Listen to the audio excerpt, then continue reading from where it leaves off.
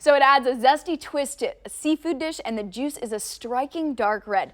Enter blood orange scallops, perfect on this Red Friday. Jacob Silvey with Johnnie's Jazz Bar and Grill is here to show us exactly how to make this dish. So we've got some scallops here, and they're actually sort of marinating in something. Yes. What is this? What are we looking at? So basically, to get the perfect, and what I've learned over time, to get the perfect caramelized coating on the outside of your scallops, you dip them in sugar.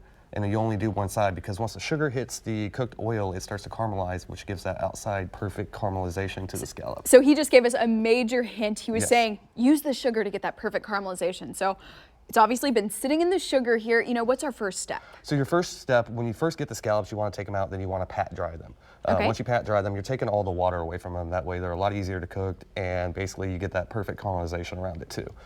So basically you're going to take the scallops, you're going to rim one side in sugar. So basically dip one side in the sugar, then you're going to put it into your oil. And what kind of oil did you use here? Was it so olive oil? Regular vegetable oil. Oil. I prefer to use a real good virgin oil. I think that's the best for your scallops. Any virgin oil is the best, as of my opinion.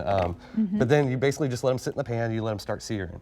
And that should take, it's usually a 3-minute sear on both sides. Once they're seared on both sides, then you're ready to make your salsa for it. Okay, and let's talk about the searing, right? Because this is a place where a lot of us could mess up and maybe overcook it. So do you have any hints for that besides the 3 minutes? The hints, I mean, your 3 minutes. Your 3 minutes, if you get it 3 and 3 on both sides, then you're gonna have a perfect scallop every time. And then what type of heat do you want? So you usually do a medium range heat. You don't want to overcook it, but you don't want to put too low of a heat onto it, because then you're gonna have raw scallops coming out.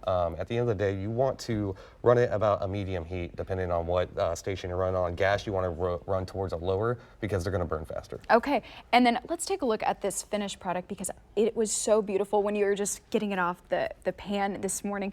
And you went to a lot of effort to find the perfect scallop. So when we're shopping ourselves, what do we need to look for? So basically you look per poundage. So you got a lot of them, and on the poundage they say like 10 U's. That's 10 units per pound. You're getting your 10 units are your big scallops, as you see in the pan. Those are huge, yeah. Yeah, they're decently big, and it makes a hearty plate. Okay. But you want to stick towards the 10 U's, because that's how many you get per pound. Okay. Now let's get to the blood orange part, because it's Red Friday. We got to use in the red juice. With the blood orange. Okay. What do we do? The reason why I went with the blood orange is because it is in season during the winters, and it is an excellent dish to compare with your scallops because of the citrus that's in it. Okay, so what do we do first? So basically what you do first is you take your zest from your blood orange. So you'll take the outside of your blood orange, you'll take a zester and you'll zest it in there. And you see those little blood orange peels? Yeah, that's your zest. And then you take the membrane, you break the blood orange apart, you take the membrane and you squeeze all the juice into the pan itself. Yeah, this is definitely juicy. Yes, so you get the perfect blood red to it. I mean, it's a perfect color in my opinion, especially mixed with the zest on the outside of it. Okay, and we're looking at some greens and onions. Yeah, so you've got fresh cilantro and fresh red onions. I like to use all fresh products. I try to go fresher the better, is my opinion. So you're gonna take your tablespoons, teaspoons, and you're gonna grab 2 tablespoons of onions. Yum. You're gonna throw it into your blood orange. Onions add so much flavor. They do, and it definitely kicks up with the blood orange too. And then you're gonna take, I wanna say roughly about a ½ tablespoon of cilantro. Okay. And you're gonna throw that in. Okay. And then you're gonna do salt and pepper to taste. So you just did a little dash there? Yeah, a little dash of both.